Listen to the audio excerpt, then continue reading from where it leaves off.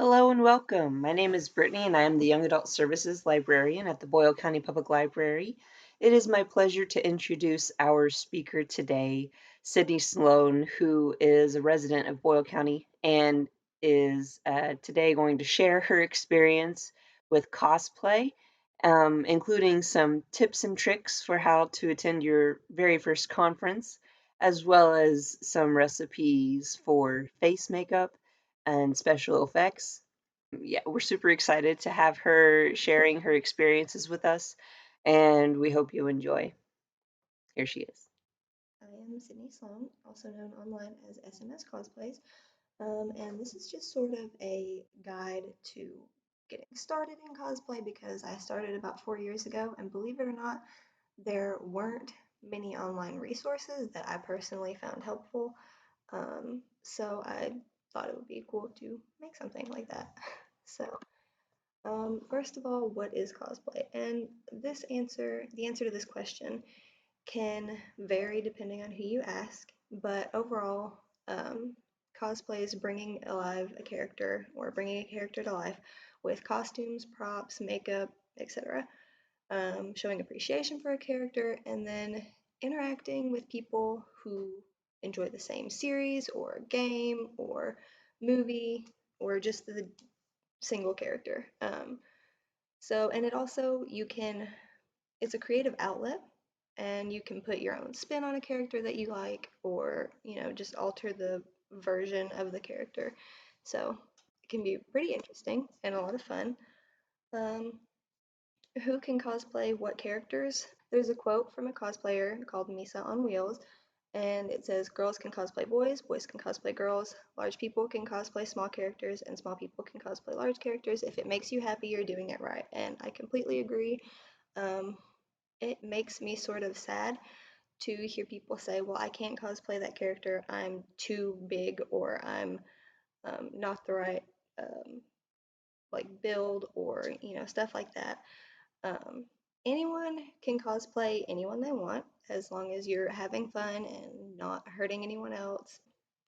It's definitely advised that you avoid characters that are deeply cultural, um, as if that culture is not your own, because that can hurt people or offend people, and it can also definitely reflect badly on you, and that's not something that anybody wants.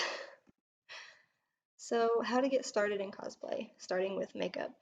Um, some general makeup things that you would want to have are um, foundation, concealer, contour, highlight, bronzer, stuff like that. So that's the general makeup. Eyeshadow in pretty much just the basic like rainbow colors, because you can always mix and change the colors and how they appear. And then cheap liquid latex, which you can buy on Amazon. Definitely do a patch test, because if you don't know that you're allergic to latex or something like that, then that can obviously cause a problem. So do a patch test on an area that is not going to be noticeable. I'm sure there are definitely alternatives for liquid latex if um, an allergy is a problem. Um, I had a friend who cosplays with me, and for a while she couldn't find any really when she got into more of the special effects and the things that you need latex for. And she actually used um, just liquid Elmer's glue, and it wouldn't be the best for long time wear, obviously. Um, and you definitely have to be careful and make sure that's not going to irritate your skin, but that is somewhat of an option, um, especially if latex is an issue. The clothes. So the Harley Quinn cosplay that is on the screen, the tank top with the Joker face on it, is one that I just got from Goodwill, and I cut it and used some spray dye to put the face on it. Same with the skirt. The red tank top and the boots are things that I already had, and the socks that I used were just from Walmart's Halloween section. It doesn't have to be expensive. The other cosplay with the other cosplayers on the side of the screen, most of that stuff is either something that was bought from Goodwill or that they already had. So again, cosplay doesn't have to be expensive. You can take clothes that you don't wear or go and buy from thrift stores and modify them. You can sew them to make them fit better or cut them, um, bleach them, dye them, whatever you need to do to make it work and make it fun and to your liking. So some makeup recipes that I wanted to share because sometimes special effects makeup can be pretty expensive. Um, the scar wax, you would just mix equal parts flour and petroleum jelly or Vaseline. And it would definitely be better to mix it with your hands, at least after a certain point, because it's just easier that way, I've found. So you don't have to try to keep cleaning off whatever tool you're using. And then you can either add foundation into the scar wax or just leave it as is and put foundation on over it, which is what I choose to do. Gelatin, this is definitely good for things like burns, and I guess scars and just in general texture.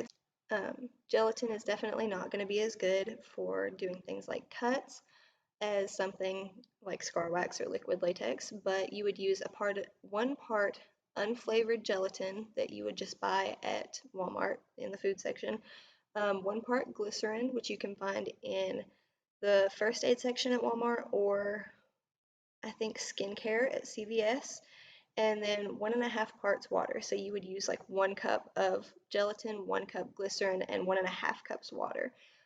Microwave for 12 seconds at a time in a microwave safe container until it all comes together. And if it's overcooked, it kind of looks like mashed potatoes. So that's something to watch for. When it's cooked properly, it is very smooth and somewhat see-through. However, as a caution, this gelatin does not smell good, so just keep that in mind. It's not something being burnt if that's what you're thinking when you make it. It just doesn't smell good.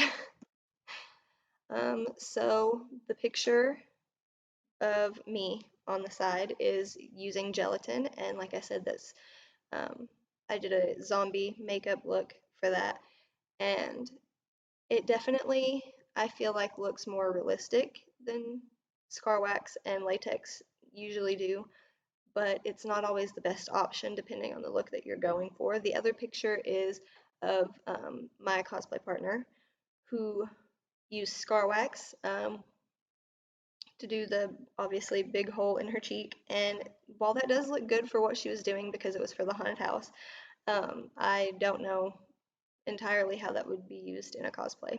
But anyways, just some examples of what the makeup can look like after applying it. So, conventions. Conventions can be a lot of fun, but they can also definitely be kind of stressful sometimes, and that's obviously not very fun. So, this is about what you should bring in a bag for a con. You want to bring a bag that's big enough to hold a good amount of stuff, but it doesn't have to be huge. You need to be able to fit stuff like snacks, a bottle of water or two. Would definitely recommend ibuprofen or Tylenol, a portable charger and a phone cord.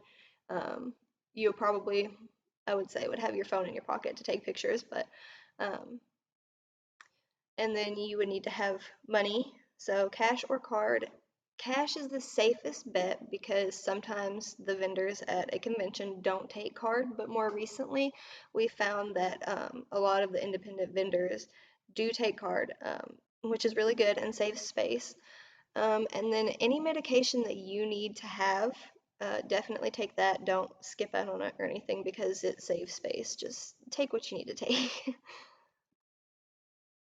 Picture etiquette. So do not be afraid to ask for pictures at a convention.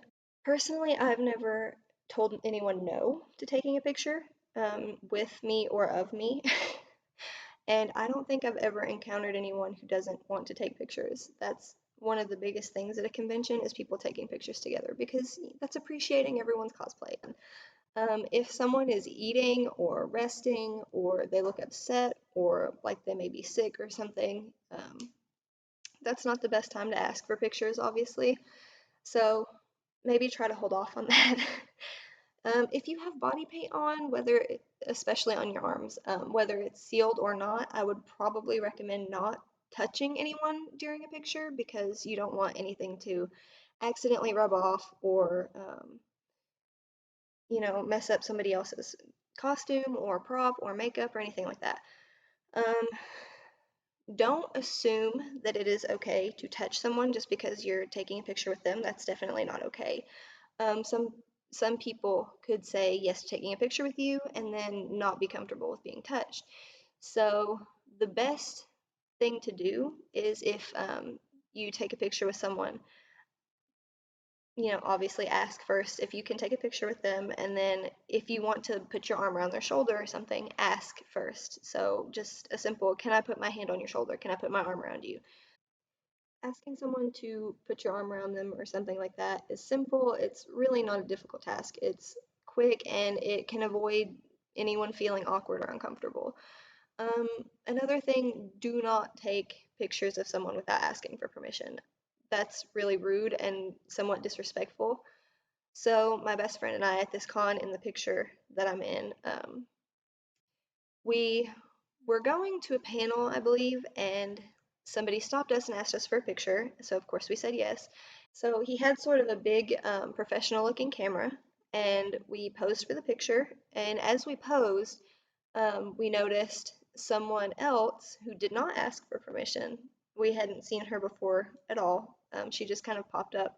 So she never at any point asked to take pictures of us, but even if you've asked previously, definitely ask anytime you want to take a picture with somebody. Anyways, um, so she hadn't asked to take a picture of us at all, and she kind of just popped up with her phone and took a picture while this other person was taking a picture. And we didn't want to ruin his picture or make it so that he had to go back through all of the photos that he took and delete that specific one because we moved or something.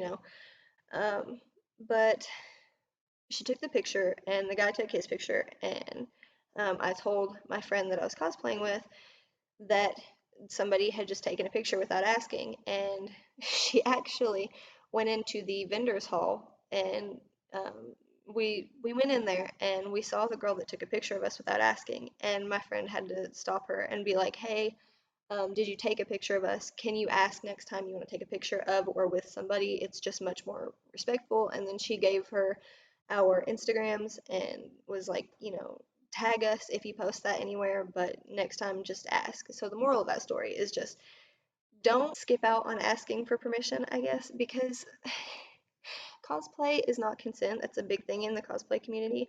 And that just basically means just because you're in cosplay doesn't mean anybody has the right to take pictures without asking or touch you or make you feel uncomfortable or unsafe or anything like that.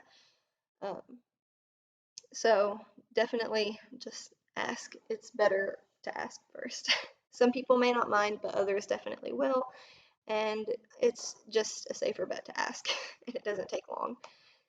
So if you're unsure about someone's cosplay, avoid just straight up saying what character are you or who are you cosplaying. That can be taken as more rude than it seems. You may not mean any harm by it, but if somebody's worked really hard on a cosplay and they think that you just don't, maybe you watch the show or whatever, and you just don't recognize the cosplay, then that can hurt their feelings a lot. Um, so try instead to say something along the lines of, I really like your cosplay, but I'm not familiar with the character. Who is it, or what are they from, or can you tell me about it? And that just starts conversations, which can lead to making friends, and it's much better that way. And at the same convention, we had to drive 3 hours to get there. So we were already out of state, and we also had to drive 3 hours to get to the actual convention center. So we put on our outfits and stuff, and then packed our wigs, our body paint. We had fangs, so we packed those, just all of our extra accessories.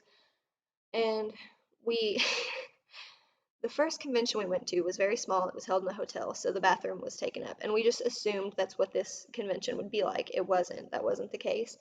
It was the first big convention we were at, so the bathroom had plenty of space, and honestly, not many people were in there at a time. So we didn't know that, and we were getting ready in or at the car, and some other people who were going to the convention approached us, and we were like half body painted, wig caps, no wigs, um, and asked us who we were cosplaying. And in that case, it's fine to ask. because that's not a full cosplay and that's not going to hurt someone's feelings. But if they are in full cosplay, and especially if you can tell that they've tried really hard, don't just, say, who are you? What character is that? I don't know whose character that is. What is that? Um, Definitely try to be a little gentler about it and make it more of an open conversation or open-ended question so that they can start an actual conversation and you can, again, make friends. Safety. So if for any reason you think you're being followed, whether you're in like a small group or you're by yourself, stop and talk to someone by. You can just walk up and act like you're friends with them and then very subtly be like, hey, this person's following me and I'm uncomfortable. Can you help me come get security? Oh, or if it's easier for you to get to security or con staff, definitely get to them as quick as possible and tell them that you're uncomfortable. Don't let it get to the point that the person is following you out of the con or to your hotel or to your home because that's much more dangerous. Definitely alert someone before it gets to that point, and if you see that they're following you to your house or to your hotel, then stop somewhere more public and go in there and sort of wait until you think they've gone and alert someone in the building of what's going on. So this is cheesy, but the most important thing is to have fun. Take pictures, buy con merch, buy souvenirs, make friends, definitely.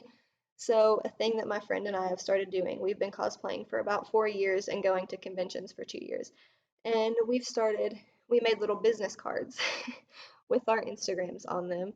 And if anybody takes, or we take a picture with or for anybody, then we will give them our card. And if we ask to take a picture with somebody else, then we have a little pocket-sized notebook and a pen ready to ask for their Instagram if they have it, so we can tag them because we want people to, be able to find their pictures and the pictures that people have taken of them, so that that's something they can have and they can remember the convention and look back on it and smile. So definitely get their social media stuff to keep in touch. I've made a couple of friends at conventions who I still talk to occasionally.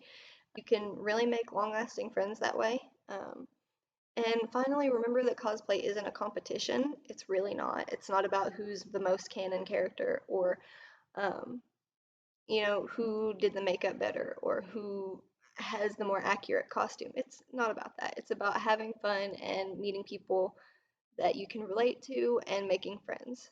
Um, so it's just a really fun hobby and a way to express yourself, and it's for everyone to enjoy. So um, that is all I have to say. If you have any questions, feel free to contact me. I have a Facebook page, SMS Cosplays, for all of my handles. Facebook page, Instagram, and I also have a TikTok. So if you want to follow me or message me and ask me anything about cosplay, I'm very willing to answer.